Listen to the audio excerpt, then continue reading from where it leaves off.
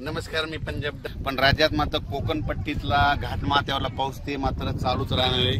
त्यांनी द्राक्ष बागायतदारांनी तुम्ही तुमच्या फवारणीचा तयारी ठेवा, कारण की तुमचा पाऊस काय बंद होणार नाही.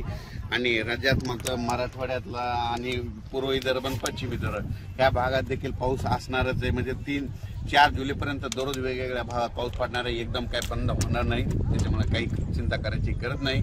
पण राज्यात सगळ्यात जास्त वरून राज्याची कृपा फक्त विदर्भावर जास्त आहे. म्हणजे 6-5-11 जिल्ह्यामध्ये पाऊस चालूच राहणार आहे. त्यांना एक विनंती की तुम्ही जसं वेळ भेटेल तुम्ही तसे वापसा झाली तशी तुम्ही तुमच्या पेरणी करा. राज्यात आज आहे 3 जुलै दरम्यान राज्यात भाग बदलत पूर्व विदर्भ, पश्चिम विदर्भ आणि मराठवाड्यामध्ये पूर्व 6-5-11 जिल्ह्यात पूर्व आणि पश्चिम विदर्भ भाग बदलत पाऊस पडणार आहे. मराठवाड्यात देखील पडणार आहे.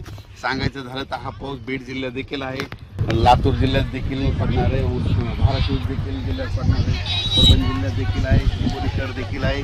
म्हणून हा अंदाज आहे.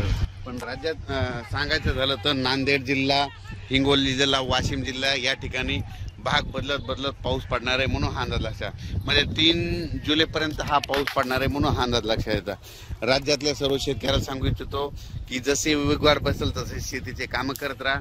पाऊस दररोजच पडत राहणार आहे, म्हणजे एकदम असा बंद काही होणार नाही. म्हणून सर्व शेतकऱ्यांनी हा अंदाज लक्षात घ्यायचा.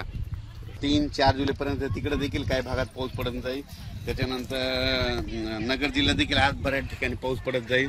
म्हणजे सांगायचं झालं तर पाऊस दररोजच वेगवेगळ्या भागात पडणार आहे. सर्वदूर असं सगळीकडे सारखा पडणार नाही, भाग बदलत पडणार आहे. म्हणून हा अंदाज लक्षात घ्यायचा. आणि त्याच्यानंतर 5-6 जुलै 7 आणि 8च्या दरम्यान एकदा पावसाचं वातावरण राहणार आहे. पण सगळ्यात वरून राज्याची कृपा फक्त विदर्भावर जास्त, म्हणजे विदर्भात 6-5-11 जिल्ह्यामध्ये मात्र तिकडल्या भागामध्ये चांगला पाऊस पडणार आहे. म्हणजे हे सांगायचं झालं तर. आणि आपल्या मराठवाड्यामध्ये काय होणार की दररोज वेगवेगळ्या भागात दररोज भाग बदलत पडणार आहे. कोणाचं पीक काही जाणार नाही. म्हणून हा अंदाज लक्षात घ्यायचा. आणि अचानक वातावरणात बदल झाला तर लगेच एक मेसेज दिला जाईल.